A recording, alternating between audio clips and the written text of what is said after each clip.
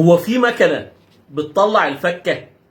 النهارده يا جماعه جبت لكم مكنه بتدي لك فكه زي ما انت عايز.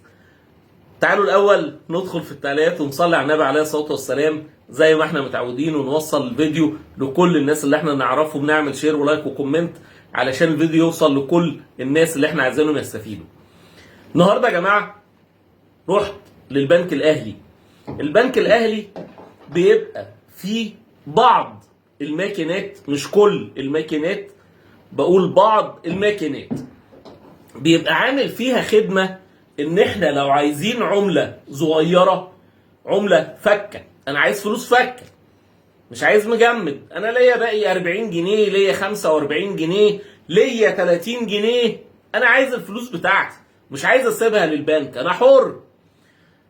تقريبا في معظم المكن ما بيطلعلكش الا 50 او 20 او 40، وفي بعض المكن ما بيطلعلكش اقل من 20 جنيه. طيب الناس اللي بتدور على الفكه الصغيره بقى بتاعتهم دول يعملوا ايه؟ طبعا بعض الناس بيلاقوا مكن جنبهم مكتوب عليه اسمه مكن للفكه. ركز بقى في الكلام ده، مكن للفكه. يعني ايه للفكه؟ البنك بيبقى كاتب عليها ان هي المكنه دي بتطلع لك اوراق نقديه فئه 5 10 20، 3 فئات. بيقول لك الماكينه دي بتطلع لك اوراق نقديه فئه 5 و10 و20. اقصى عمليه سحب ممكن ان انت تقدر تسحبها من الماكينه اللي بتطلع الفكه دي 1000 جنيه، وفي بعض الماكينات بتطلع لك 500 جنيه. الله، طب افرض انا المعاش بتاعي 2000 جنيه، مش هقبض؟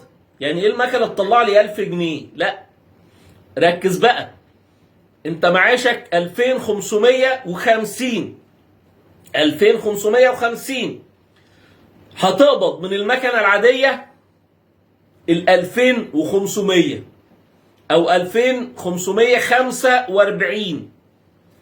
لما جيت اضربهم في المكنه العاديه قالت لي لا، العمله غير متوفره وهدي لك 2500 بس. طب انا ليا 45 جنيه، اجيبهم منين؟ ال 45 جنيه دول تجيبهم من مكنه الفكه اللي انا بقى بقول لك عليها.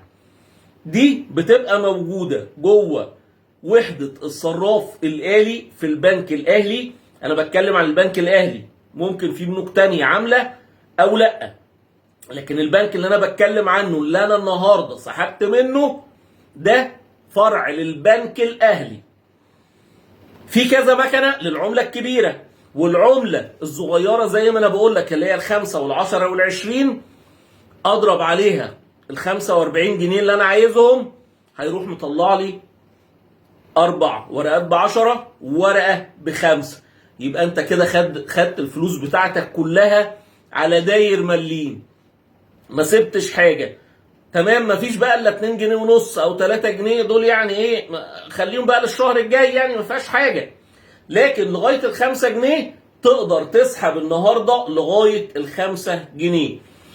وانت بتسحب من البنك الاهلي اساله اقرب ماكينه للصراف الآلي بتطلع فكه في المنطقه اللي انت ساكن فيها او جنبك موجوده فين، عشان لما تروح تقبض المعاش او المرتب بتاعك تروح على الفرع او المكان اللي فيه الماكينه بتاعه الفكه وتاخد فلوسك بالكامل لغايه 5 جنيه.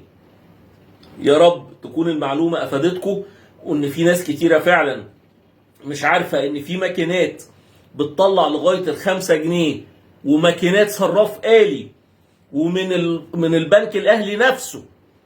بكده ارجو ان احنا نكون وصلنا لكم المعلومه. ما تبخلش ان انت تمرر المعلومه عشان الناس التانية تستفيد. تمررها ازاي؟